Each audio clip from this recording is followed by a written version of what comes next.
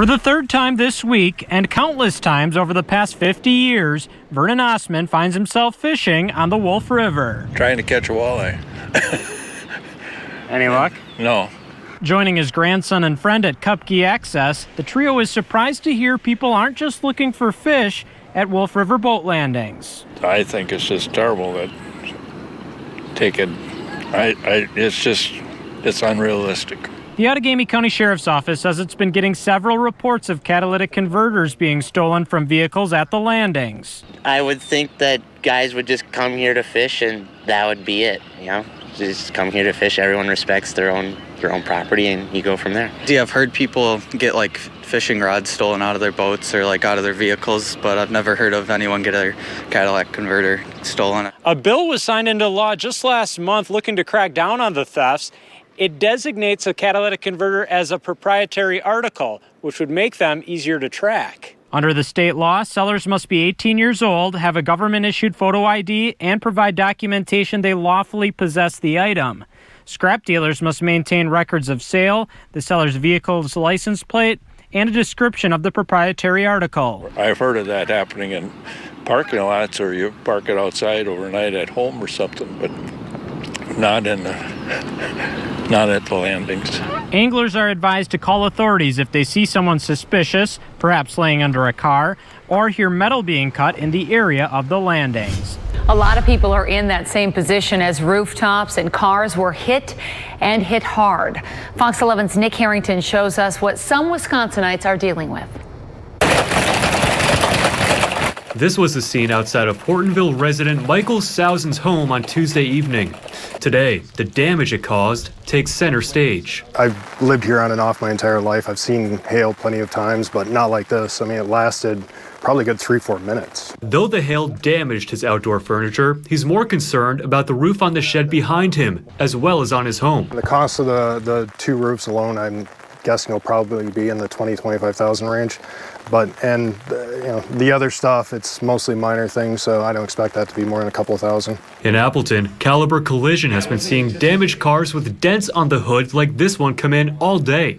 General Manager Greg Marciniak says the size of the hail wasn't the problem. Instead, it was the quantity that came down. Instead of 75 really big dents, we're seeing 500 small. So it's just definitely different. He says it could take 6 to 9 months before he completes repairs on all the vehicles that come in because of the storm. Insurance companies are just getting a grasp of the severity. State Farm Insurance agent Sean Dackery says some areas in northeast Wisconsin have seen more damage than others. Koepke County, Outagamie, and Winnebago is going to be your biggest three. He's been helping those with damaged property all day. Dackery saying both homes and vehicles are at the top of that list. We're seeing everything from roof to siding to window claims on your homes, and then obviously the auto, we have the windshield damage, a lot of dents in vehicles and stuff like that. He says State Farm has received over 500 insurance claims from the hail in the state. Winds whipped across northeast Wisconsin on Thursday. No doubt you noticed it tugging at your coattails if you happened to be out and about. And if you were driving down the highway, it was probably tugging at your steering wheel. Even some garbage cans went for a bit of a ride.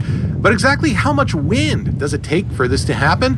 Air might be light, but it isn't weightless. The highest wind gust recorded in our area as of Thursday afternoon was 47 miles per hour. That was reached actually in a couple different spots at a couple different points in time. Now, air might only weigh less than 1/10 of a pound per cubic feet at sea level, but when it's whipping that fast, that force can add up quickly. So let's use a trash can as an example. Trash can, like the ones Greenbay uses, have a surface area of about 9 square feet and they weigh about 40 pounds empty. But with the wind blowing at 47 miles an hour, that air would have exerted about 50 pounds of force on that trash can. That's enough to blow it over for sure, though maybe not quite enough to relocate it down the block. Now, what about the average person?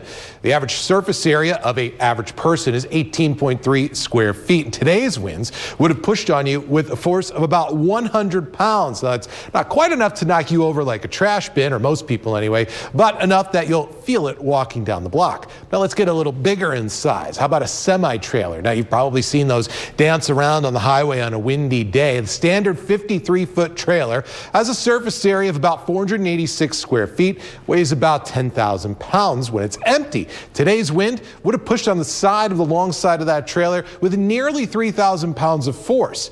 That's sitting still though, so probably not enough to tip it over. The problem is those trucks, well, they don't stay still. At highway speeds, those forces can ratchet up very quickly, so that's why it can be so tricky to drive a high-profile vehicle on a windy day like this.